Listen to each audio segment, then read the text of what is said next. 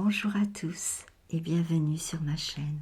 Vali, raconte-moi une histoire. Flandre, la Mayotte, héroïne lilloise. Très belle écoute à tous. Comme Beauvais, comme Dom Rémy, l'île eut sa Jeanne héroïque. Les faits se passent en 1582. Rien n'annonçait la moderne cité que nous connaissons.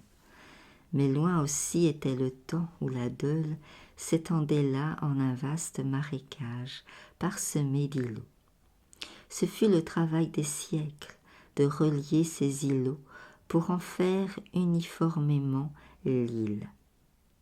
Sur le plan militaire, nous ne compterons pas les avatars de la ville, rasée, reconstruite, incessamment assiégée, perdue, reprise, du Moyen-Âge à la Révolution, pour retrouver, durant les 3 dernières guerres, toutes les vicissitudes des armes.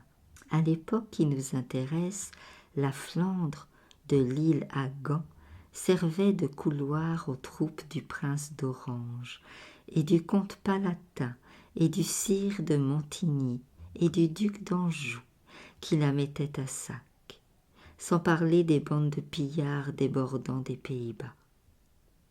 Sans parler de cette pire horreur que sont les guerres de religion, qui opposaient catholiques et huguenots, dit encore hurlus, à cause des hurlements qu'ils poussaient, paraît-il, dans le combat.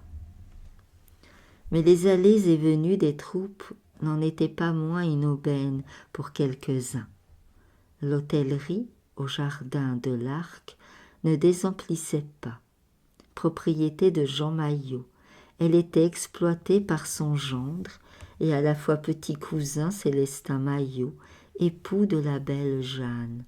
Sa fille unique, dite la Mayotte, joyeuse et vive à la besogne, imbattable pour l'ordre et la propreté, une vraie fille du Nord.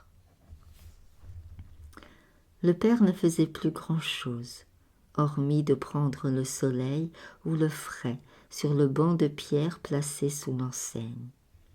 Longue et massive bâtisse à un étage, l'auberge du faubourg Saint-Jacques s'élevait à l'ombre du château du Buc, dont l'église de Notre-Dame de la Treille a pris la place. Derrière, le long du chemin de ronde, s'étendait le champ qui donnait son nom à l'ensemble, vaste, ceint de tonnelles, où venaient s'exercer les arquebusiers de la confrérie de Saint-Sébastien. Ainsi avait-il fait ce dimanche 15 juillet 1582.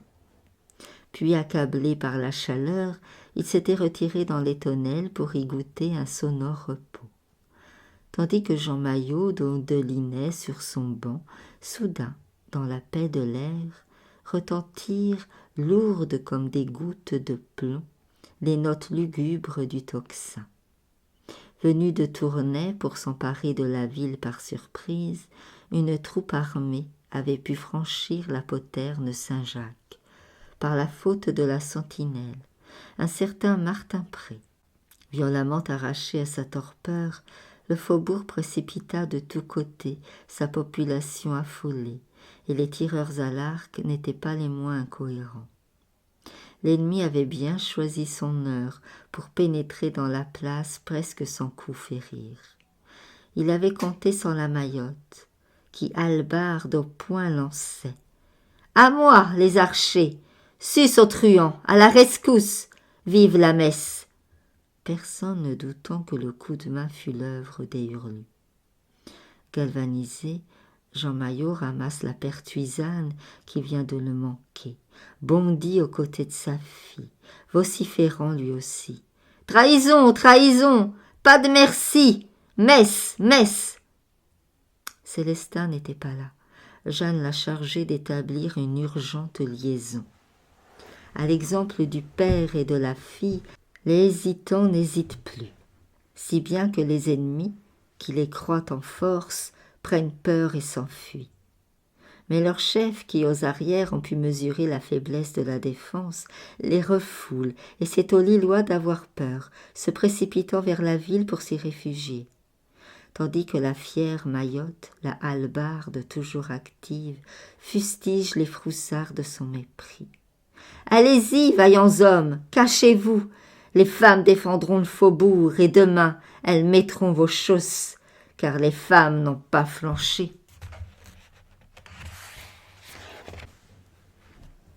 Mais la cinglante apostrophe de Jeanne a touché au vif l'orgueil des hommes et réveillé leur courage. « Nous mourrons avec toi, la Mayotte !»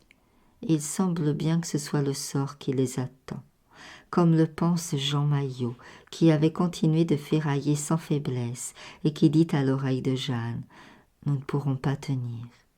Nous tiendrons assez pour donner à Célestin le temps d'amener ceux de la ville qu'il est allé quérir, » réplique l'indomptable. « N'ayez crainte. » Les femmes s'affairent à ébouillanter l'ennemi du haut des fenêtres.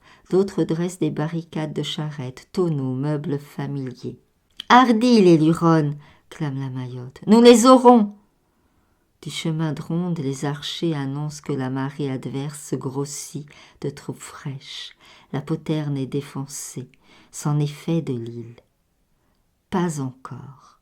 Sur l'ordre de la Mayotte, on se rabat à l'intérieur de l'hôtellerie, d'où par toutes les issues, flèches et autres projectiles frappent les assaillants. Stratégie désespérée. « Ceux de l'île ne viennent pas vite, » soupire Jean Maillot. « Chut, père, écoutez !» Un piétinement, un chant qui s'enfle, le même dont le refrain peut être entendu de nos jours à la grande kermesse. « Vive les saints sauveurs !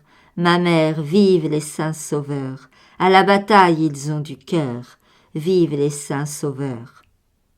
Elle a changé de face, la bataille. Entraînée par les fortes têtes du quartier Saint-Sauveur, surgissent en foule des arquebusiers, arbalétriers, piqueurs, les hurlus, ou quels qu'ils soient, essaient de fuir. Bien peu, paraît-il, y parvinrent. L'île était sauvée par le fait d'une femme. Les honneurs plurent sur elle les écarta, comme elle avait, eût-on dit, écarté les flèches qui l'avaient visée.